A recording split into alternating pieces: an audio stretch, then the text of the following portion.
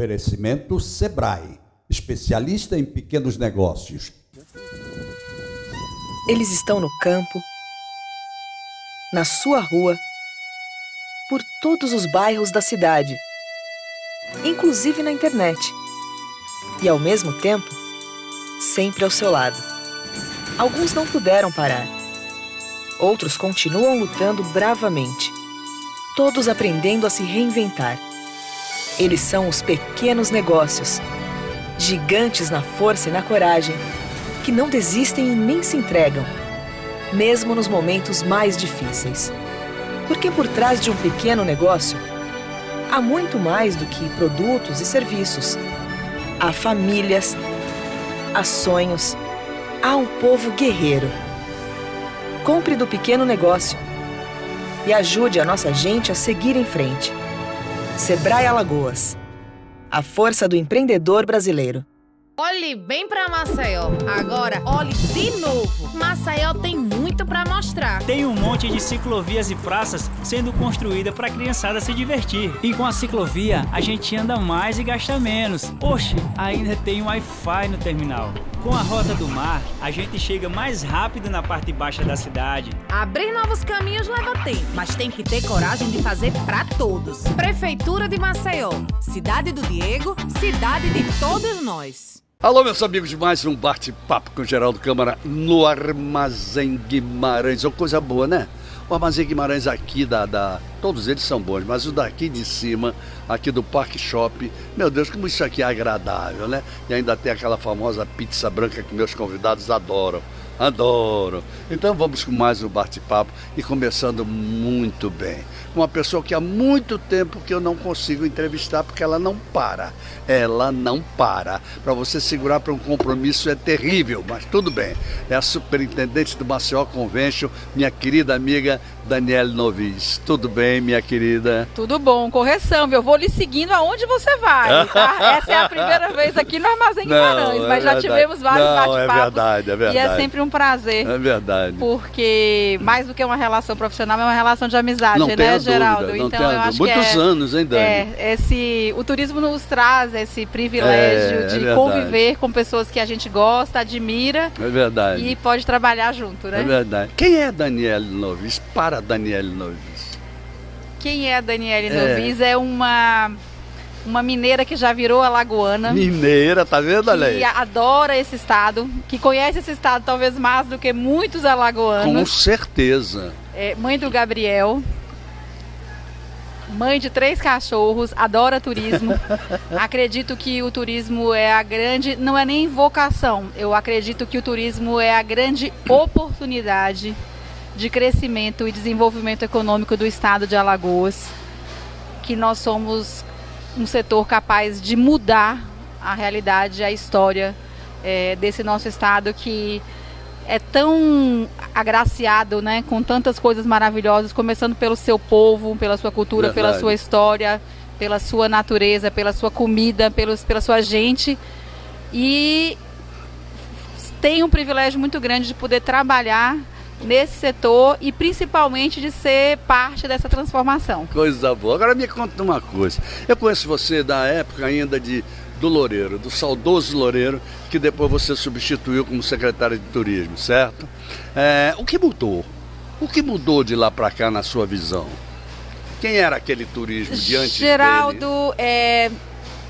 O bom é que a gente trabalha num setor que está sempre mudando, né? E isso é importante porque são conquistas. Eu acho que o turismo ele é feito de conquistas e de processos. Então, se a gente fizer um histórico de, 15 anos atrás, talvez 20, nós tínhamos alguns desafios naquela época que já foram transpostos. Temos desafios que são desafios constantes, por exemplo, malha aérea, qualificação da mão de obra, o sentimento de pertencimento da população em relação ao seu estado. Mas a gente conquistou muitas coisas, né? Quer dizer, se a gente fizer um histórico de anos, centro de convenções, o aeroporto, só na parte da oferta, nós praticamente triplicamos a oferta hoteleira. E além de triplicar em quantitativo, mantém uma qualidade, um posicionamento diferenciado, que isso é muito importante. Então, a gente tinha um destino que que tinha muitas coisas interessantes para serem trabalhadas e amadurecidas, que a gente já vê com uma outra musculatura enquanto destino turístico, mas que também, por um outro lado, nos traz novos desafios, quer dizer, desafios constantes, para que a gente consiga não ser um destino de moda, digamos assim, mas que a gente seja um destino consolidado. Com certeza. Garantindo essa empregabilidade, essa geração de impostos, essa consistência que a gente pode trazer para Alagoas em termos de crescimento e desenvolvimento. Você falou em crescimento hoteleiro, por exemplo. Quantos são os leitos hoje em Alagoas? Olha, hoje nós temos aproximadamente em Alagoas entre 36 e 37 mil. E em Maceió a gente 28. Já está chegando a quase isso. E no momento a gente tem 19 hotéis em construção. Perfeito. Não são nem assim, eu não vou nem dizer assim, planos e projetos. São hotéis que estão sendo construídos e que vão ser entregues e inaugurados nos próximos 3 anos. Então, se você me permite, o crescimento foi bem maior, inclusive, daquela época. Foi naquela sim. época, Maceió eram 2.800 leitos. A gente, na verdade, eram 7 mil e pouco em 2007. Depois passou para 12, depois para 18, e aí, na verdade, uma constante, né? E o que é interessante, que é válido ressaltar, que ao mesmo tempo que a gente vê a entrada de bandeiras internacionais, perfeito, como a gente vai ter agora pela primeira vez o Vila Galé, mas a gente vê uma aposta dos empresários locais que acreditam no seu estado de uma forma muito, não tenha dúvida, muito sustentável. A gente acabou de, há pouco tempo atrás, o Ipioca Beach Residence, que é o maior empreendimento atual feito por um grupo local. Exatamente. Então, e outros tantos, o Maragogi agora que acabou de inaugurar um novo resort, que é também do Grupo Brisa. Então, essa aposta dos alagoanos no seu estado, ou seja, o compromisso com a sua terra, eu acho que é uma coisa que a gente tem sempre que destacar. Agora, isso só acontece hoje porque eles começaram a acreditar, né, no setor turismo. Na hora em que o setor turismo, o Estado entendeu que deveria estar muito também na mão da iniciativa privada, mudou muito a coisa. Quer dizer, se criou quase que um clube. Na verdade, assim, é um trabalho de idas e vindas de mão dupla e que precisa ter uma sinergia entre o setor público e o setor privado muito consolidada para que a gente justamente veja isso de forma a médio e longo prazo, né, Geraldo? Aí aquela história, a gente não faz turismo sem infraestrutura, sem saneamento, sem segurança e uma série de outras questões, então precisa estar todo mundo conectado no mesmo objetivo. Mas quando você assumiu a Secretaria de Turismo do Estado, foi exatamente aí que começou, foi o pulo do gato. Foi exatamente aí que começou essa coisa de dizer, peraí, quem entende ali de turismo é o pessoal da iniciativa privada. Nós podemos ser conceituais. E vamos lá, vamos juntar as forças. Eu acho que foi isso que aconteceu foi sim. Que deu certo. Eu acho que, como eu falei, a gente não pode desconsiderar o passado, nem gestões, algum. E muito pelo contrário, eu acho que é uma evolução de processos e de pessoas. Mas, indiscutivelmente, a vinda do Virgínio e aquele momento foi um divisor de águas para o turismo aqui no estado de Alagoas. De água, sim. Não tenho a menor dúvida quanto a isso. Eu me lembro que eu falava, o meu livro foi publicado antes dele, o livro de turismo, e eu dizia exatamente isso, que havia necessidade dessa união do... E o importante é que a gente vê esse amadurecimento, né? Não só nos investimentos privados, mas também na requalificação de lugares, né? A gente vê um entendimento até público mesmo, eu acho que hoje mais responsável e mais coerente do que a gente via alguns anos atrás, nesse entendimento de que turismo não é só essa coisa bacana, porque a gente tem uma praia bonita e uma cidade ou um estado bonito, não, muito pelo contrário, ele é sim e deve ser tratado como um viés, um eixo de crescimento econômico. Um estado bonito, mas que daqui a pouco eu vou ter um convidado que eu vou provocar esse assunto também. Que ainda deixa a gente ver línguas negras, apesar de o prefeito estar fazendo um trabalho que eu acredito que dê resultado. O meu querido Álvaro Menezes vai me dizer isso daqui a pouco, né? Mas tinha que ser feito, tem que ser feito. Como é que a gente pode, com as praias lindas que nós temos, receber nossos turistas no meio daquelas línguas negras? Pode? O nosso meio ambiente é o nosso principal ativo, né? Claro. É o principal ativo para quem faz turismo. Com certeza. Então a gente precisa ter esse cuidado de preservação. E até é engraçado, porque quer dizer, engraçado não tem nada de engraçado. As pessoas falam, a questão dos turistas, mas na verdade quem não preserva, quem não cuida é a população. Não tenha dúvida. Então é isso que eu falo, quando a gente tem um sentimento de pertencimento, a gente se apropria daquilo que é nosso e a gente cuida, né? Você deve ter visto recentemente que a própria prefeitura, ela fez umas pinturas em algumas bocas de esgoto para mostrar que o mar começa ali. Então, na verdade, essa preocupação, essa preservação do meio ambiente, ela começa na nossa casa. Com certeza, com certeza. Então, é muito importante essa conscientização. É verdade. Bom, agora vamos falar de um negócio que eu sei que é a sua menina dos olhos, que se chama os eventos, os congressos, as convenções, aquele turismo que traz o homem de negócio para cá e que depois ele vem com a família e por aí vai. Como é que nós estamos com essa pandemia que ainda tem um resquício, com o final dela, o que aconteceu antes e o que vem a acontecer? Alagoas, na verdade Maceió, né? Quando a gente vai disputar um evento, não é o estado, é a cidade, a gente disputa Maceió com Florianópolis, com Recife, com Natal. A gente vinha numa constante, Geraldo, de posicionamento do destino no cenário nacional muito bacana, assim, muito, muito interessante. Alguns eventos e algumas entidades, digamos assim, consideravam que nós não tínhamos ou não temos ainda estrutura para receber, e a gente começou profissionalmente a desmistificar isso. Perfeito. Tanto que para 20 a gente tinha um calendário extremamente robusto. Quando eu falo robusto, não é só em termos quantitativos, mas qualitativos. E o mundo parou, né? O mundo parou, o turismo foi um dos setores que foi mais impactados, os eventos pararam, sejam os de negócio, sejam os eventos sociais e de lazer.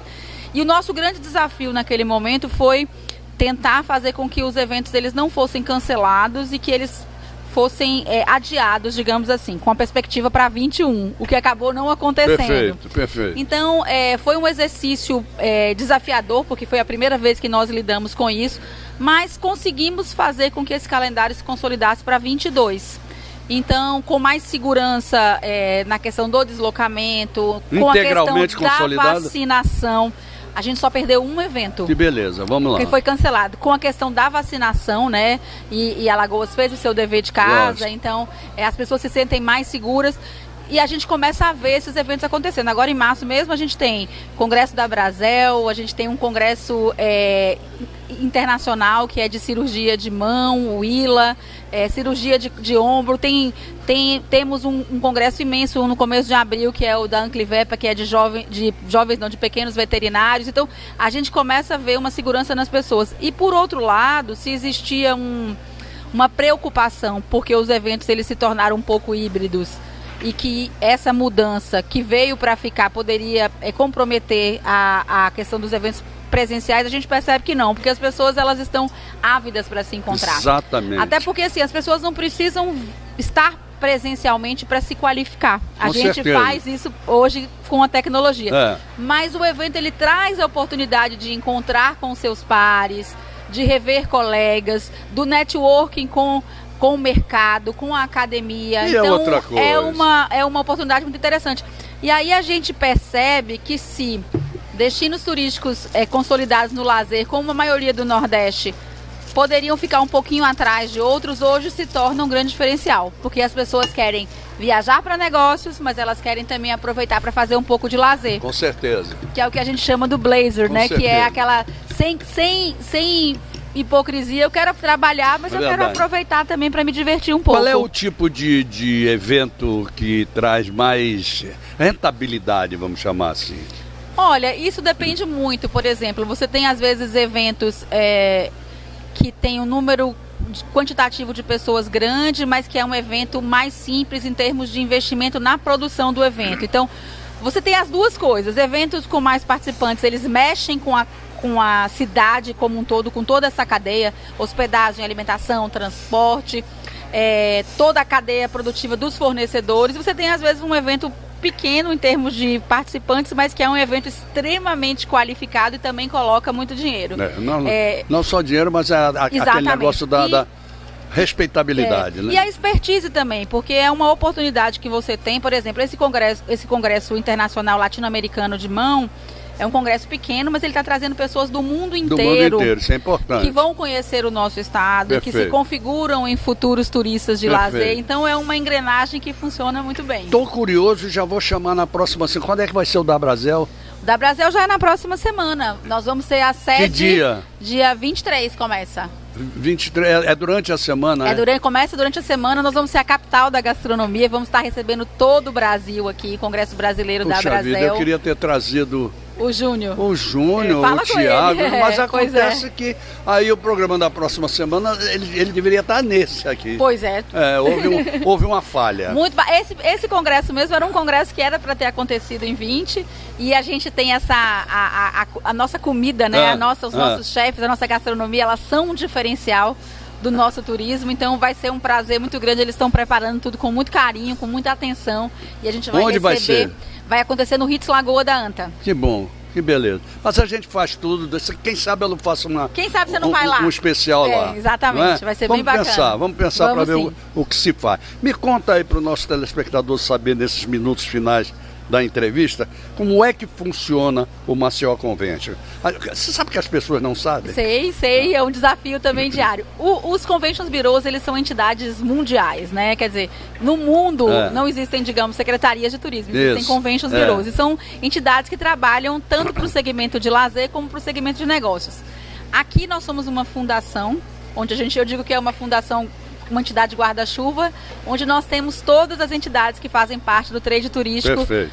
Dentro do nosso conselho. A gente tem uma relação muito próxima com a BIH, com a Associação de Hotéis, e o nosso intuito é o fortalecimento das entidades que fazem parte do conselho, manter uma relação próxima do setor privado com o setor público.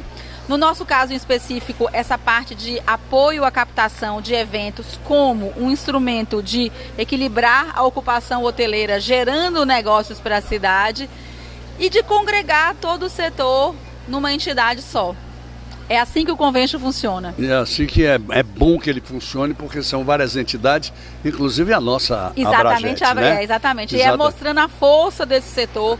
Somos o maior gerador de empregos para o Estado, o maior arrecadador de ISS para o município, um dos maiores de CMS. Então é muito importante que a sociedade e as pessoas entendam a importância econômica do setor de turismo. Por favor, divida ali iniciativa privada e setor público e mande sua mensagem agora em 2 minutos.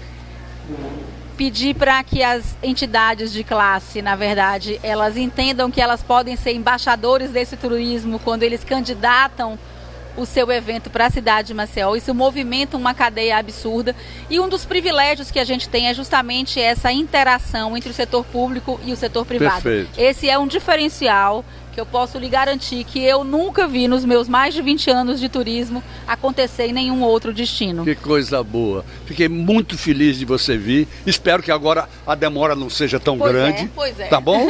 Muito obrigado por você ter vindo. Aproveite para levar o meu abraço a todos os nossos colegas do Conselho. Tá eu bom? Que agradeço, estou sempre à sua disposição. Muito obrigado. Gente, vamos até os nossos comerciais.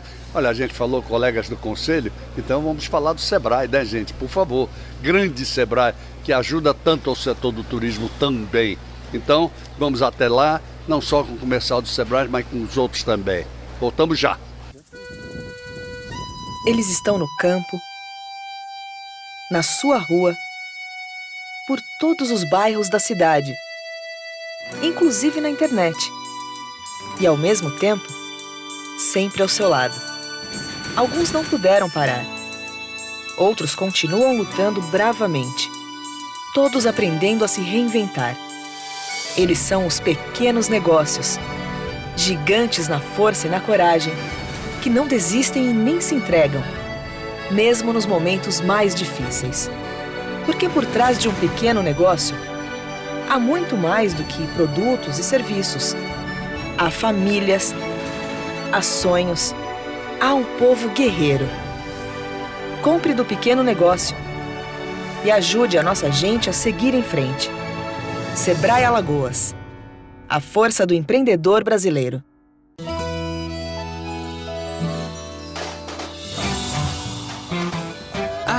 Maceió, terra de gente feliz e de coração caloroso. Aqui, céu e mar vira um só numa imensidão de azul que é de encher os olhos. A feirinha do artesanato, as jangadas da Pajuçara, as piscinas naturais, o farol da Ponta Verde, o mercado público do Jaraguá esperam por você para mostrar as riquezas da nossa terra. E as praias? As praias elas lavam a alma e aquecem o coração. Deixe o sol te ver, a brisa do mar te tocar, a água te envolver e Maceió te abraçar. Misture-se às águas quentes e de um azul inconfundível do nosso Caribe brasileiro com praias paradisíacas que você só encontra aqui. Estamos de braços abertos para receber você numa experiência exclusiva que vai ficar para sempre na memória. Vem para Maceió, vem! Ok, amigos, voltamos ao nosso bate-papo com o Geraldo Câmara de hoje e vamos conversar agora com o nosso querido amigo Álvaro Menezes. Álvaro Menezes, que é engenheiro sanitarista, tô certo? Tô certo. E que já foi o presidente da Casal, inclusive. Hoje faz consultoria na área ambiental, tudo que você pode imaginar. E a gente tem que conversar sempre com ele, porque é um expert no que diz respeito a saneamento. A gente tem que conversar. Álvaro, que bom você conosco. Geraldo, eu mais uma vez agradeço a oportunidade de estar com você, não só pela oportunidade ou pela possibilidade de encontrar o amigo, que é uma pessoa que eu já considero amigo de tantas entrevistas que nós já tivemos, e pela satisfação de ver que você continua sendo, vamos dizer assim, um indutor dessa discussão sobre saneamento, que é uma coisa muito importante. A gente está vendo muitas mudanças acontecendo no Brasil, mudanças acontecendo em Alagoas, e é preciso estar falando sobre isso para que a população vá se informando e entendendo o que de fato está acontecendo, quais são os seus direitos e quais as vantagens que tem com as mudanças. Foi interessante você logo começar assim, porque realmente a população não entende nada disso, não sabe nada disso, a população de modo geral não sabe nem o que é saneamento, o que é. Vamos traduzir de maneira simples.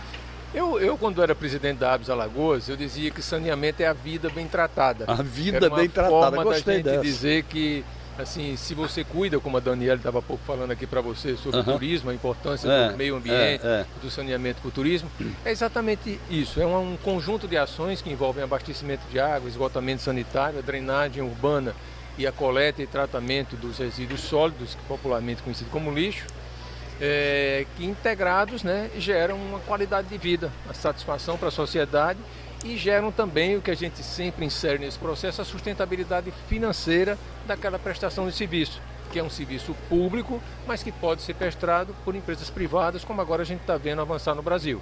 Bom, mas antes de entrar, inclusive, nessa questão que eu quero entrar bastante, existe também um problema de educação da própria sociedade, que talvez não receba o serviço devido, como deveria ser, por uma falta de educação muito grande em relação, por exemplo, às famosas ligações clandestinas, não saber usar o lixo, jogar o lixo em tudo quanto é lugar. Vamos falar um pouco sobre isso, Álvaro? Eu acho que tem a ver um pouquinho com o que a gente falou do início, você abordou, que é a desinformação conectada ou cruzada com a falta de educação. Né? Não é?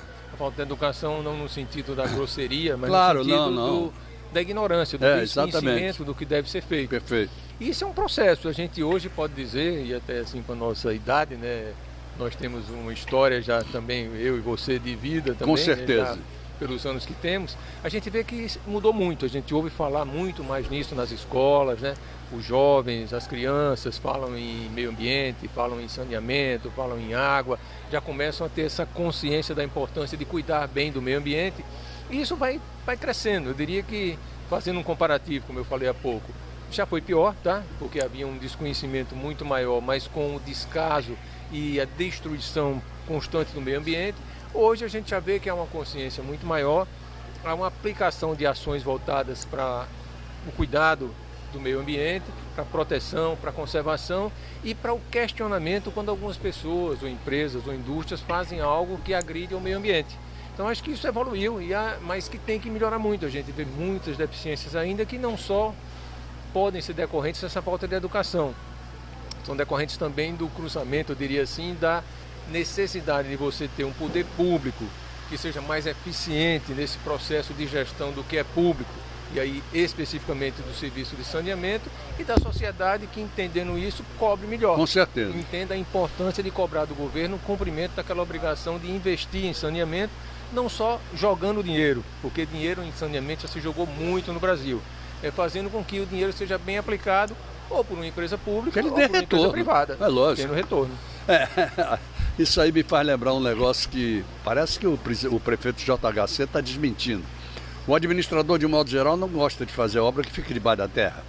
É verdade isso? Isso tem o sido pior é que é verdade. eu diria assim, uma história que se repete ao longo do tempo. Não é, rapaz, que coisa impressionante. Agora, mal sabe ele que o que está debaixo da terra vai trazer desenvolvimento porque está em cima. Mas eu gosto também de dizer, Geraldo, assim, que isso também mudou bastante ao longo dos anos, né? A gente vê que, apesar de não representar, em linhas gerais, uma prioridade para muitos administradores públicos, né? Especificamente para os políticos, né? Não é o administrador público, efetivamente, exatamente. Fazer obras que fiquem enterradas, que a população não veja elas e possa aplaudir ou possa tomar banho na bica correndo água, tá? Eu diria que isso também mudou. A gente já vê que hoje há muitos políticos envolvidos com a busca da solução para os problemas de saneamento, muitos gestores públicos ligados também a grupos políticos que atuam prioritariamente para fazer com que as soluções apareçam. Então eu diria que isso também é um processo em evolução, tá? E é uma evolução necessária. Absolutamente necessária. Necessária e até obrigatória. Obrigatória. Bom, vamos parar um pouquinho então na cidade de Maceió, porque o povo, a sociedade em Maceió está vendo que obras estão acontecendo, canos estão imensos, estão espalhados por aí afora. O prefeito, se conseguir, vai ser um tento enorme, disse que vai realmente restaurar o Salgadinho e por aí vai. Eu queria que você explicasse à nossa população como é todo esse processo, como seria ou como será todo esse processo de restauração do Reginaldo, do Salgadinho, as elevatórias, como é que isso tudo funciona, por favor? Começando pela bacia do Reginaldo e especificamente do Salgadinho, isso. Né? Eu acho que ali duas coisas importantes vão acontecer agora, né?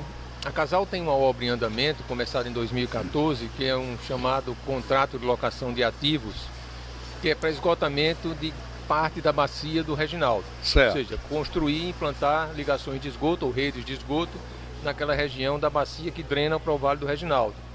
A BRK Ambiental, por força do contrato... A bacia que você diz é tudo que vem de residências, de comércio, etc. Todas as encostas, aquelas encostas que drenam exatamente, obrigado, que drenam para dentro do Riacho Salgadinho. Então tudo que está nas encostas, por força de topografia, desce para aquele riacho. Perfeito. Que é um ponto de drenagem natural, escoamento natural das águas. Do que vem de sujo, de ruim. De sujeira. Então, a implantação de redes de esgoto, tanto por esse contrato que a Casal vem coordenando, como pela BRK, que também começa agora desde julho do ano passado, se me falha a memória, começou a operar aqui na cidade de Maceió, isso vai fazer com que você tenha a coleta de esgoto onde hoje não tem. Isso reduz o lançamento de sujeira, como você falou, dentro do Riacho Salgadinho. O trabalho que a Prefeitura tem anunciado aí, que eu li somente pelos jornais, também é uma parte complementar desse processo, porque além de você ter a proteção do Riacho Salgadinho com a coleta do esgoto, que não vai chegar mais rápido, porque vai ter rede para coletar e levar para uma estação de tratamento, você também vai ter dentro do Riacho do Salgadinho, que precisa disso já há algum tempo, um sistema de tratamento que é usado em outros países também, que funciona, né, quando é também bem cuidado, bem mantido, bem gerenciado, que vai fazer com que de fato você tenha uma qualidade de água realmente bem melhor do que tem hoje e compatível com a necessidade ambiental. Então, do Salgadinho, a gente pode ir para o que vai acontecer com a cidade de Maceió.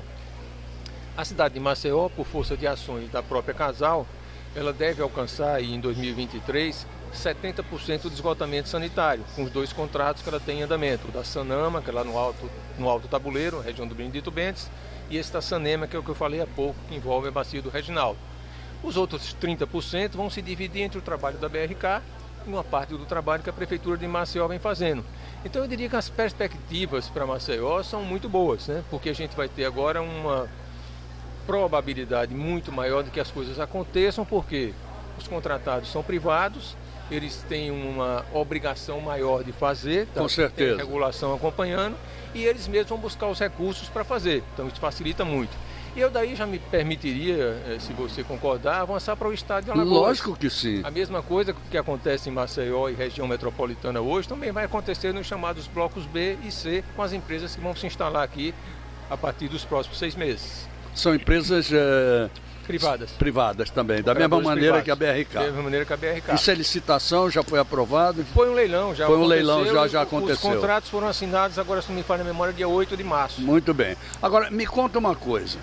Nós estamos sabendo, por exemplo, que a partir da obra pronta, aquele esgotamento vai para as elevatórias, das elevatórias vão para o tratamento e depois para um corpo receptor, que pode ser o Reginaldo ou pode ser o emissário submarino e de lá ir para o mar. Muito bem, emissário submarino que leva para longe. Leva para longe. Que não tem problema, não é isso? Isso. Muito bem. Só que, e aí é a grande pergunta, como é que ficam as famosas ligações clandestinas? Elas continuam? Há uma intervenção? Que tipo de intervenção? Como é que você acaba com elas? Com gestão, né?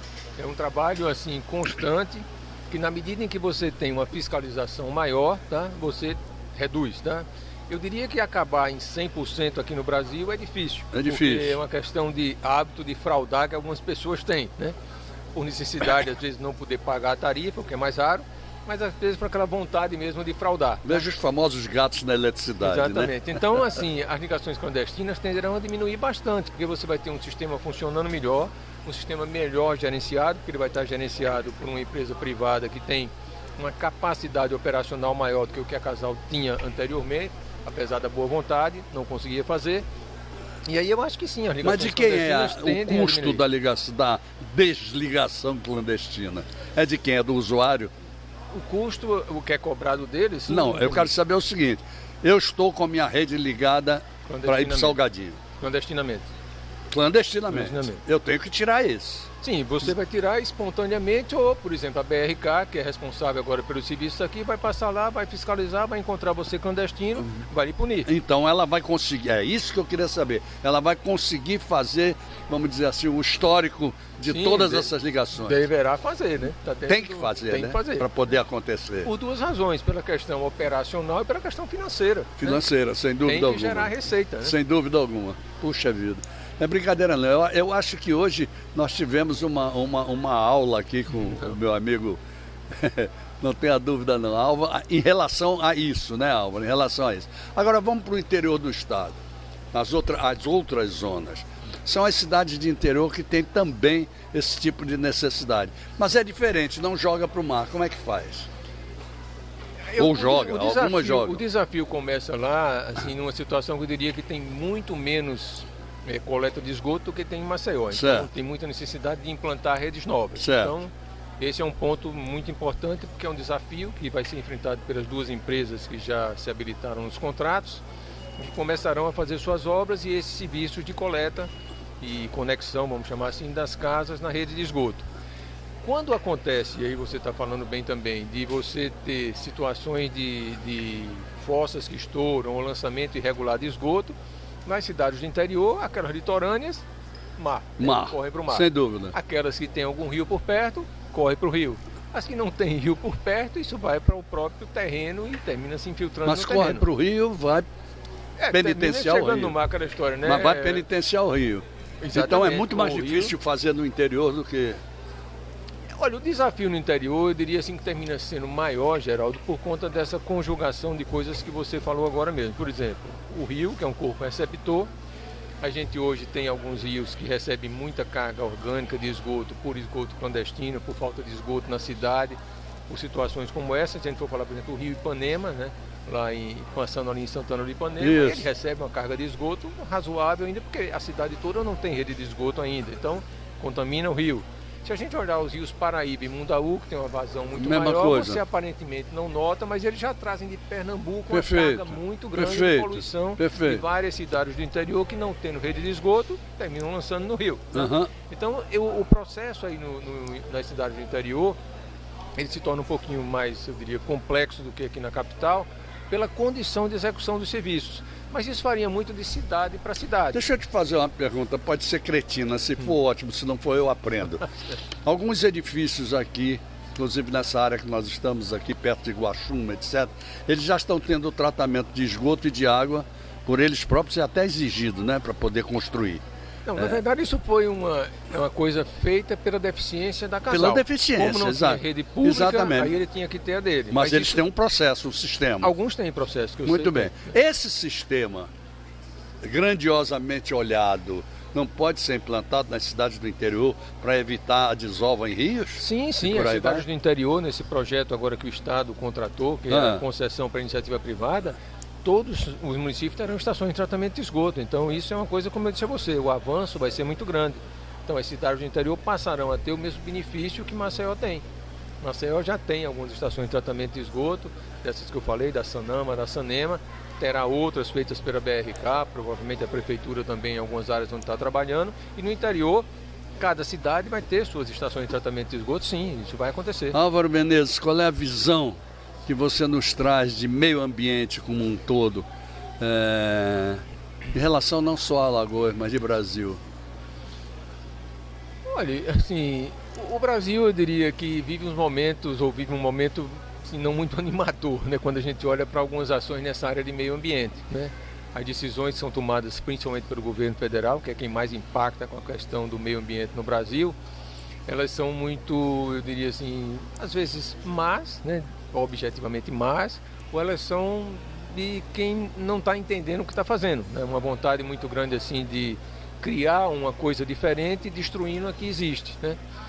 Eu acho que o Brasil avançou na questão ambiental também, embora tenha muitas dificuldades quando a gente olha para regiões assim, bem diferentes dessa nossa do Nordeste e desse litoral que a gente tem, como a região amazônica, que a gente vê que ali os impactos, apesar do presidente Bolsonaro dizer que eles não são nem visíveis porque a floresta é muito grande, mas verdade. Eles são de fato impactos que, se continuarem aos pouquinhos, vão criando um estrago que pode ser que ele não veja, com a idade que tem, pode ser que eu não veja, mas alguém um dia vai ver o estrago. Né? O estrago está sendo feito. Então eu acho que a gente precisa criar de novo esse ambiente de consciência, de boa gestão do meio ambiente também. Perfeito. Gerenciar com mais cuidado, impedir ações degradantes do meio ambiente, como esses garimpos que a gente vê aí de forma completamente irregular, destruindo rios, destruindo florestas.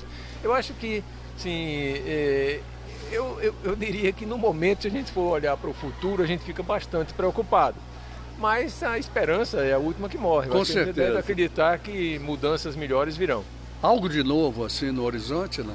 Em termos de eu acho que tecnologia, não. Não, tecnologia, Geraldo, eu sempre digo que o Brasil ele tem capacidade de utilizar as tecnologias melhores que o mundo tem e já usa muitas, principalmente nessa nossa área de tratamento de esgoto, de tratamento de resíduos industriais, de tratamento de resíduos sólidos. Então o Brasil tem potencial para utilizar e já usa muita coisa. O que a gente precisa é melhorar a gestão. Coisa boa. Álvaro, tive um prazer enorme de receber você aqui e quero ter outros pela frente. O prazer é meu, fico sempre muito satisfeito. Olha, quando eu falo em saneamento aqui nesta cidade, aqui nesse estado, a primeira coisa que me vem é a AM na cabeça. Muito obrigado. E eu também sempre lembro de você, porque você provoca o tema e leva essa informação para a sociedade. Muito obrigado, Álvaro, por ter vindo. Obrigado mesmo. Obrigado. Daqui a pouco nós vamos receber o diretor-geral do Tribunal de Contas do Estado de Alagoas, Daniel Bernardes. Por enquanto, vamos aos nossos comerciais. Eles estão no campo, na sua rua, por todos os bairros da cidade, inclusive na internet. E, ao mesmo tempo, sempre ao seu lado. Alguns não puderam parar. Outros continuam lutando bravamente. Todos aprendendo a se reinventar. Eles são os pequenos negócios, gigantes na força e na coragem, que não desistem e nem se entregam, mesmo nos momentos mais difíceis. Porque por trás de um pequeno negócio, há muito mais do que produtos e serviços. Há famílias, há sonhos, há um povo guerreiro. Compre do pequeno negócio e ajude a nossa gente a seguir em frente. Sebrae Alagoas. A força do empreendedor brasileiro. Olhe bem pra Maceió. Agora, olhe de novo. Maceió tem muito pra mostrar. Tem um monte de ciclovias e praças sendo construídas pra criançada se divertir. E com a ciclovia, a gente anda mais e gasta menos. Oxe, ainda tem Wi-Fi no terminal. Com a Rota do Mar, a gente chega mais rápido na parte baixa da cidade. Abrir novos caminhos leva tempo, mas tem que ter coragem de fazer pra todos. Prefeitura de Maceió. Cidade do Diego, cidade de todos nós. Muito bem, gente, voltamos ao nosso bate-papo Geraldo Câmara de hoje para conversar com uma pessoa que eu vejo todo dia. Agora é o seguinte, eu gosto tanto dele, gosto tanto das coisas que ele tem para informar. Eu digo, não importa isso de ver todo dia não, vamos mostrar para o resto do povo. Deixa o povo ver também e saber das coisas que acontecem no Tribunal de Contas de Alagoas, porque ele é o diretor-geral, Daniel Bernardes. Tudo bem, Daniel? Tudo bem, Geraldo, tudo na paz. Prazerzão. receber você, nosso, né? nosso. A gente se vê todo dia, mas é uma luta tão bonita, não é? É verdade. Me fala. É verdade. O que o Tribunal de Contas representa para você e na tua cabeça hoje? Geraldo, veja só, o tribunal para mim é uma das instituições mais incríveis que eu já trabalhei na minha vida, porque tem um compromisso com a sociedade que é um negócio fantástico. Verdade.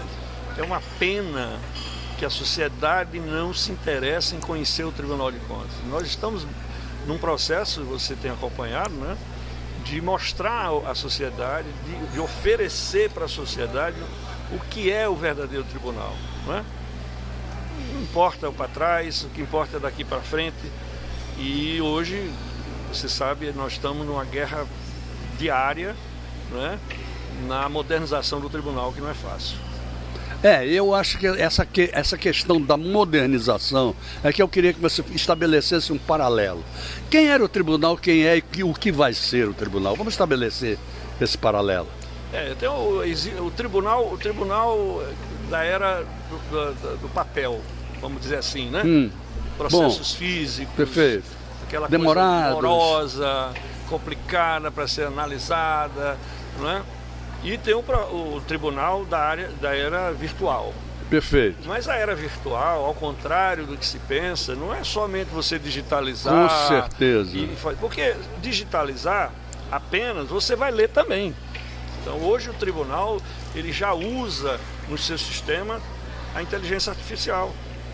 Então muita coisa o próprio sistema já faz, já analisa, lógico, parametrizado previamente e tudo mais, facilitando a vida do próprio analista, dos nossos técnicos, né?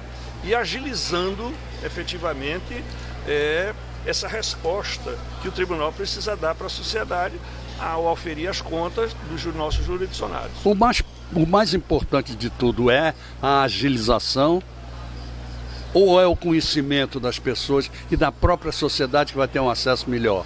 Não, são três, tudo está interligado, na verdade, né? Quer dizer, na medida que a gente tem uma parte que nós agilizamos o processo, né? Efetivamente você vai ter uma resposta mais rápida à sociedade e a população vai saber, olha, o tribunal julgou a conta do ano 2020, por exemplo, que antes demorava. Então a proposta atual é que a gente tenha as nossas análises contemporâneas. Então vamos fazer uma brincadeira aqui. Vamos dizer para o nosso público exatamente qual é a função do tribunal no julgar contas, como elas eram julgadas, como foram julgadas até pouco tempo atrás e como vão ser a partir de agora. Eu acho que esse é o grande trabalho. Veja só, a essência do julgamento é o mesmo, não muda, perfeito, porque isso são regras legais. Isso. Não é? Então, sim, sem dúvida. Ela não muda. Lógico. O que muda é a capacidade de resposta imediata. Imediata, entendeu? Perfeito. Por exemplo, vou dar um exemplo na área, por exemplo, de aposentadoria. Não é? Os processos físicos, eles tinham uma morosidade muito grande, porque eram processos muitas vezes enormes, com 300, 400 páginas, né? Folhas, aliás, muito mais páginas. Então, o que é que acontecia? Hoje nós reduzimos, modernizamos. O que é que interessa ao tribunal para que eu possa analisar aquele processo de uma forma muito mais rápida? Porque o cara só está aposentado quando o tribunal homologa. Isso aí era o que eu ia pedir a você para explicar. Não é a aposentadoria do servidor do tribunal.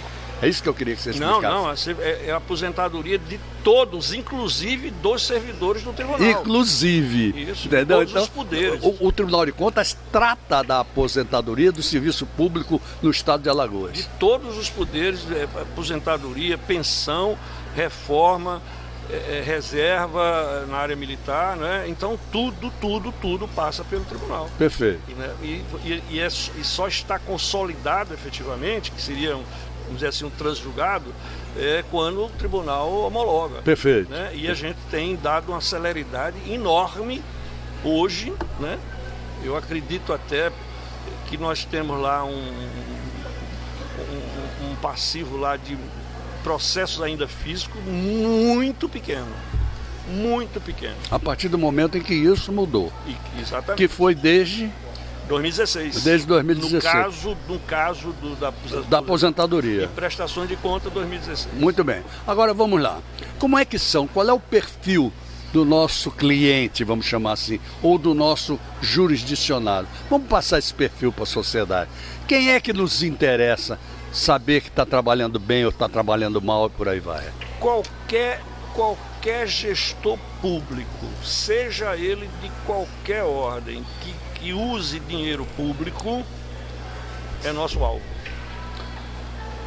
Qualquer um, não importa, fundação, consórcio, empresa, secretaria, administração direta, indireta, os poderes, município, Câmara Municipal, Governo do Estado, Assembleia, Tribunal de Justiça, todos, Ministério Público, Defensoria Pública, se houver gasto público com o dinheiro do Tesouro estadual, claro. Não é? Ou municipal. Ou municipal. Lógico. Então, todos eles são jurisdicionados nossos. Muito bem. Aí você pode perguntar agora, mais uma vez, então qual é o verdadeiro papel do tribunal? Para você começar a conhecer o Daniel, pode explicar muito bem isso para você. Você já sabe quem é o nosso alvo, né? Você já sabe que você é o cliente, a sociedade. Não é isso? Isso. Então, vamos explicar por que nós somos tão importantes para eles, sociedade. Veja só, uma coisa que as pessoas confundem o tribunal é que o tribunal ele não tem poder de polícia. Pronto, perfeito. Poder de polícia, poder de julgar no sentido de prender, não sei o quê. Isso o tribunal não tem. Ele não é punitivo. Não, Não, ele na medida que ele pode multar. Com certeza. Né? Multar em algumas situações. Ele pode pedir a intervenção Perfeito. do município. Ele pode encaminhar ao Ministério Público. Ele encaminha sempre ao Ministério Público. Ele tem o Ministério Público de Contas hoje. Isso. Atrelado ao tribunal, quer dizer, todo julgamento passa pelo Ministério Público de Contas, não é? Então mas ele não usa, prefeito tal fez uma coisa errada. O tribunal dá o diagnóstico, a análise daquelas contas. Olha, está errado, não aprovamos. Muito bem. E mandamos para as instâncias legais. Quais são as instâncias legais? O Ministério Público. Perfeito. E as câmaras e a Assembleia Legislativa, se for o caso do governo. Por quê? Porque lá é que é o fórum de dizer aceito, aquele relatório do tribunal, não aceito, aprovo, com ressalva, não aprovo. Eu faço a denúncia. Mas o nosso papel, o tribunal tem feito com maestria. Bom, aí teve gente que não entendeu ainda quando eu, por várias vezes, já disse, Daniel, e eu quero pegar o seu testemunho, que muitos dos grandes processos, inclusive conhecidos, de corrupção, nasceram de um Tribunal de Contas. De relatórios do Tribunal. De relatórios do Tribunal de Contas. E aí é óbvio que o tribunal, nessa, vamos dizer assim, composição teatral, um teatro de qualidade. Gostei disso. Não é?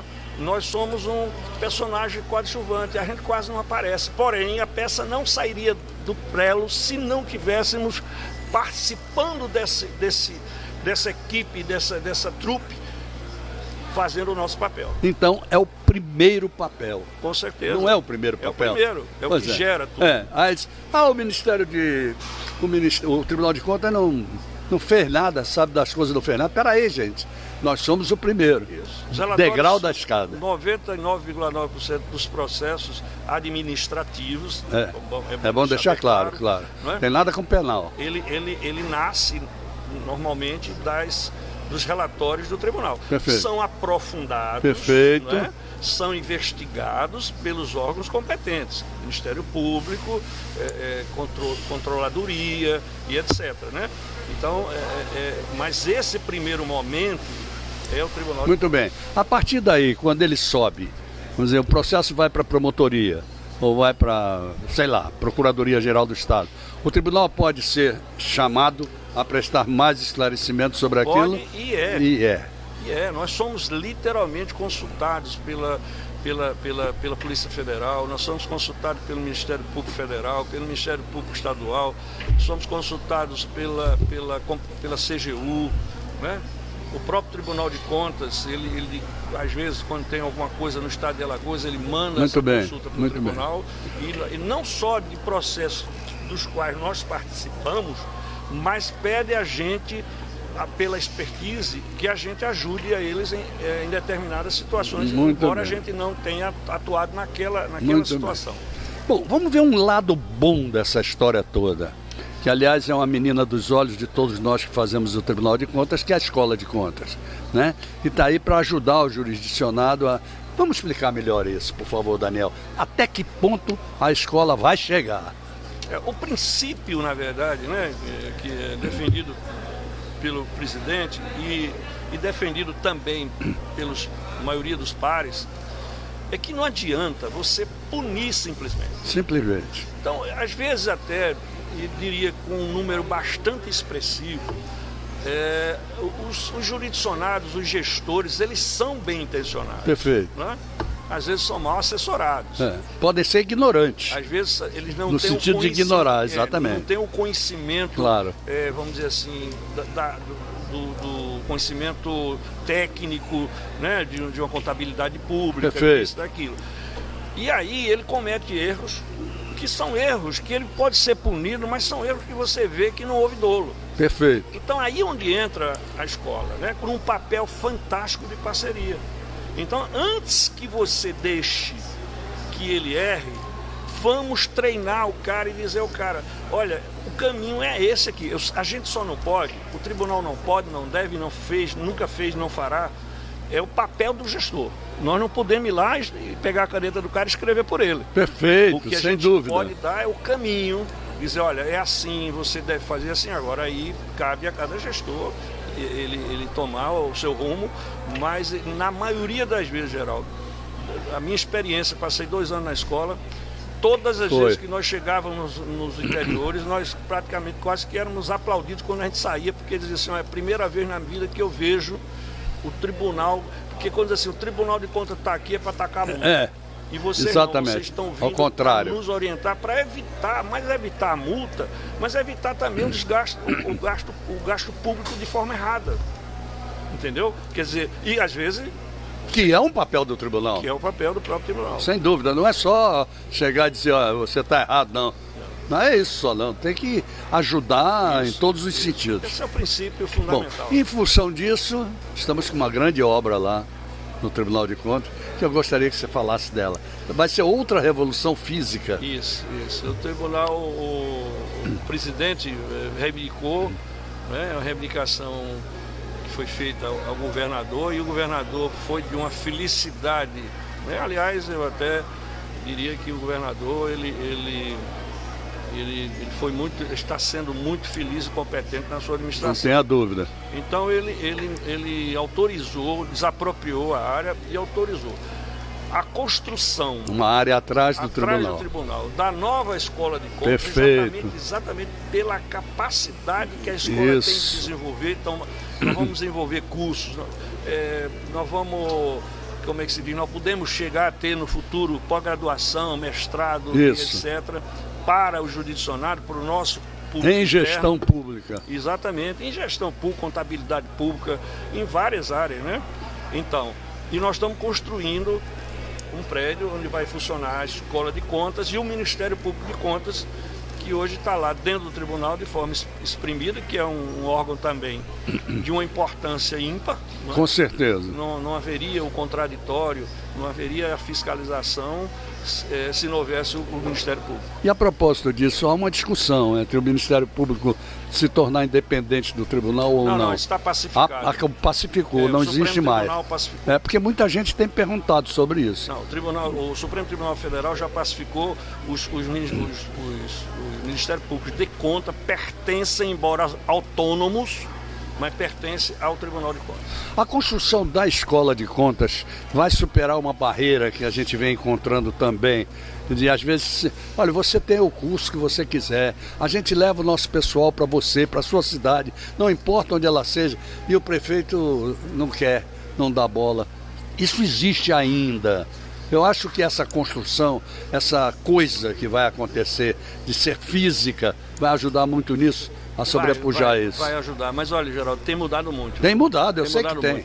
Eu tenho sempre contato com a AMA e a AMA, pelo contrário, o pessoal da AMA sempre pedindo a gente treinamento. Então isso é uma coisa muito boa. Quer dizer, o próprio jurisdicionado está entendendo, não é? que ele precisa saber. Que o mundo mudou, que a tecnologia hoje está muito mais rápida, a inteligência artificial ela é uma coisa assim real, já está na mão, né? O tribunal já está utilizando dessa ferramenta e isso faz com que a gente, como eu te disse, seja muito mais ágil e contemporâneo. Eu vou julgar as contas, eu não vou julgar uma conta de um gestor que o cara já saiu de 5, 10 anos atrás, eu vou julgar desse ano. Então, e aí isso é importante para a sociedade, porque não adianta eu ir atrás de obra morta. Perfeito. Atrás de gasto morto. Verdade, tenho dúvida não. Eu coibi que se gaste mal, não ir lá buscar o que se gastou. Sem dúvida alguma. Não é? Quer dizer, é muito mais produtivo para a sociedade e para todos nós. Que aliás, quem paga, nós pagamos todos os impostos. Não tenha dúvida. Não é? A gente não se exclui de ser contribuinte. Daniel, nesse finalzinho de entrevista, me faça um favor. Aqui estão todos eles interessados em te ouvir. Você tem 2 minutos para dizer o que você quiser a essa nossa sociedade que tem mudado e tem crescido. Olha, Geraldo, o que eu posso passar de mensagem é o seguinte, é que a sociedade participe mais, conheça o tribunal está aberto para isso, não é? O tribunal está investindo agora mesmo, hoje, a gente vai, se Deus quiser, hoje foi aprovado, primeira mão, estou lhe dando aqui, foi aprovado pela Assembleia Legislativa, concurso do tribunal. Isso. Não foi sancionado ainda, mas com certeza vai ser. Perfeito, com certeza. Será sancionado pelo governador. Então a gente vai ter uma oportunidade dos jovens formados participarem desse concurso, ir enriquecer o tribunal, não é? Porque a gente precisa de sangue novo no tribunal, de pessoas necessidade. Que queiram, até pela modernização, por tudo isso. Dizer que o tribunal, o presidente Otávio Lessa é um incansável. É verdade. Você sabe que era. Nós sabemos. E como é? Cadê o Daniel? Bota para quebrar na gente todos os dias, mas ele está certo. É verdade, né? é isso mesmo. É importante que as coisas funcionem e que a sociedade tenha certeza que nós estamos trabalhando para que o tribunal seja aquilo que a sociedade espera. E será? Respeitado e para a sociedade. Muito bem. Daniel, antes de dizer obrigado a você, eu vou convidá-lo a assistir um pequeno vídeo que vem do Sebrae, da Érica Ferreira, é uma das analistas do Sebrae. Então vamos ver esse vídeo, por favor. Oi, Geraldo, eu sou a Érica Pereira, analista do Sebrae Alagoas e gestora do Sebrae Delas. O Sebrae Delas é um programa do Sebrae Nacional e está na sua 2ª edição aqui em Sebrae Alagoas, que ele busca alcançar o público de todas as mulheres que estão à frente do seu negócio, ou aquelas mulheres que têm um negócio, mas ainda não está formalizado, ou têm uma ideia de negócio e não conseguem tirar ele do papel. Então a gente está para dar todo esse apoio e suporte com as nossas capacitações, mentorias e fazendo com que elas aumentem a parte da sua gestão dentro da empresa, levando inovação também para a empresa, tanto dos seus produtos como dos seus processos. Elas podem estar se inspirando em outras mulheres, formando redes entre elas, compartilhando conhecimento também que existe entre elas. E com isso, fazendo networking, né, bastante networking dentro do projeto, que a gente já teve isso muito evidenciado na primeira edição que a gente teve do projeto. A partir de grupos organizados, depois que são feitas as inscrições, que isso aí vai estar sendo lançado no dia 21 de março, e vocês podem estar acompanhando, né, pelas redes do Sebrae, onde vão poder acessar esse link para se inscrever. Vai ter uma análise de quem pode e quem não pode estar fazendo parte do projeto. Então, assim, as mulheres que têm CNPJ ou não podem estar fazendo parte, né, podem estar se inscrevendo. Lembrando que as vagas são limitadas, né? Então, assim, a gente está aguardando uma grande procura, como foi o ano passado, na primeira edição, e fazer ainda melhor para que essa mulher possa cada vez mais se sentir empoderada, ter o seu autoconhecimento, autoconfiança, buscar técnicas para melhorar o seu negócio, melhorar os seus processos, melhorar os seus produtos ter como possibilidades de melhorar a sua gestão e inovação dos seus negócios também. Você viu? O Sebrae, parceiro nosso, está sempre aqui conosco e tal. Então, em função disso, a gente chega ao final do nosso programa agradecendo muito a você por ter vindo, viu, Daniel? Muito obrigado. Eu que agradeço essa oportunidade, estou sempre às ordens e desculpe qualquer falha minha. Não houve. Você está aqui. Obrigado mesmo. Obrigado a vocês que estiveram conosco até agora. Até sábado, se Deus quiser, com mais um bate-papo com o Geraldo Câmara. Como ele mandou dizer que quer, né? Lá de cima, o encontro está marcado, gente. Até lá. Oferecimento Sebrae, especialista em pequenos negócios.